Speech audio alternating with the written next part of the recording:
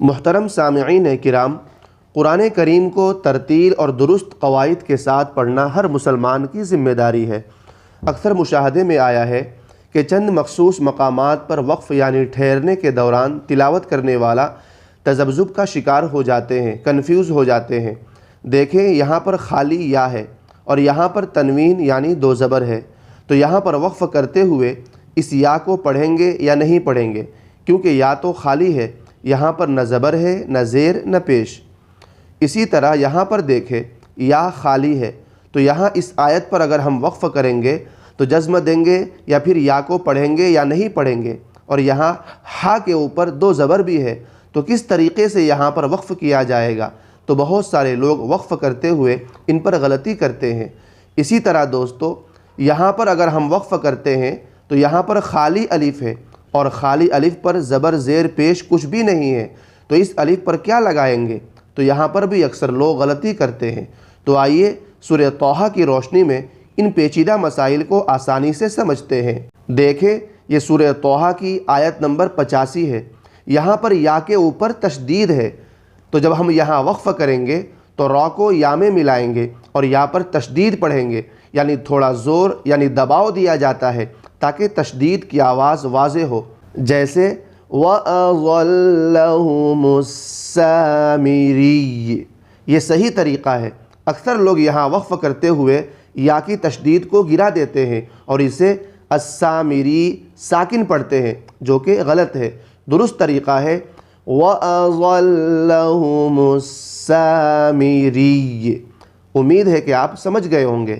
چلیے دوسری آیت دیکھتے ہیں۔ یہ سورہ طٰہٰ کی آیت نمبر 58 ہے۔ یہاں بھی اکثر لوگ وقف کرتے ہوئے کنفیوز ہو جاتے ہیں۔ تو یہاں دیکھیں، ان آیت کی آخر میں یا لکھی ہوئی ہے، لیکن اس پر کوئی حرکت زبر زیر پیش نہیں ہے، جبکہ اس سے پہلے حرف پر دو زبر یعنی تنوین ہے۔ تو جب وقف کریں گے تو یا پر زبر زیر پیش کوئی بھی حرکت نہیں لگائیں گے، کیونکہ یہ رسم الخط ہے، اور رسم الخط صرف لکھنے میں آتا ہے، پڑھنے میں نہیں آتا۔ اور یہاں واو پر دو زبر ہے، تو تجوید کا قاعدہ ہے جب دو زبر پر وقف کیا جائے تو اسے ایک زبر کے ساتھ الف سے بدل دیا جاتا ہے، جیسے وَلَا أَنْتَ مَكَانًا سُوًى۔ اس طریقے سے یہاں پر وقف کریں گے۔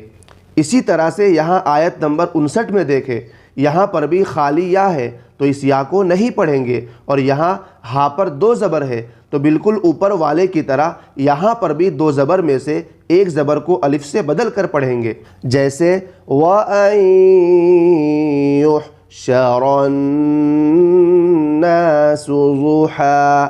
اس طرح وقف کریں گے۔ اسی طرح یہاں پر دیکھیں، سورہ طٰہٰ کی آیت نمبر 31 ہے۔ اگر ہم لفظ اخی پر وقف کر لیں اور اس کے بعد اس آیت سے تلاوت شروع کرنی ہو تو سوال پیدا ہوتا ہے کہ شروع کے خالی الف پر کون سی حرکت لگائیں گے؟ اکثر لوگ خالی الف پر زبر لگا دیتے ہیں، لیکن یہاں پر زبر کسی حال میں نہیں لگے گا، تو زبر نہیں لگے گا تو پھر کون سا حرکت لگے گا؟ تو عربی کا قاعدہ، تجوید کا رولز ہے کہ خالی الف کے بعد اگر لام ہوگا تو خالی الف پر ہمیشہ زبر لگائیں گے، جیسے الحمد۔ لیکن یہاں خالی الف کے بعد لام نہیں ہے، تو عربی گرامر کے مطابق اس حمزہ سمیت اس الف کے ساتھ تیسرے حرف کو دیکھیں گے۔ پہلا ہے الف، دوسرا ہے شین اور تیسرا ہے دال۔ تو ہم حمزہ سمیت تیسرے حرف کو دیکھیں گے۔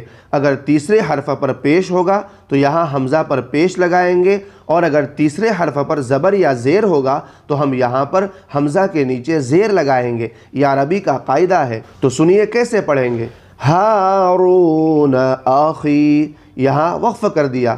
آگے ہے اشدد بہ ازری، کیا پڑھیں گے؟ اشدد پڑھیں گے، کیونکہ اس حمزہ سمیت تیسرے حرف پر پیش ہے، اس لیے ہم شروع میں حمزہ پر پیش لگائیں گے۔ تو امید ہے کہ ہم نے جتنی بھی مثالیں آپ کے سامنے پیش کی ہے، آپ ان تمام مثالوں کو اچھے سے سمجھ گئے ہوں گے۔ ویڈیو اچھی لگی ہو تو لائک کر دیجئے، اور چینل پر پہلی بار آئے ہیں تو چینل کو سبسکرائب کر دیجئے۔ اللہ تعالی ہمیں قرآن کریم کو درست مخارج اور قواعد کے ساتھ پڑھنے اور اس پر عمل کرنے کی توفیق عطا فرمائے۔ آمین۔ والسلام علیکم ورحمۃ اللہ وبرکاتہ۔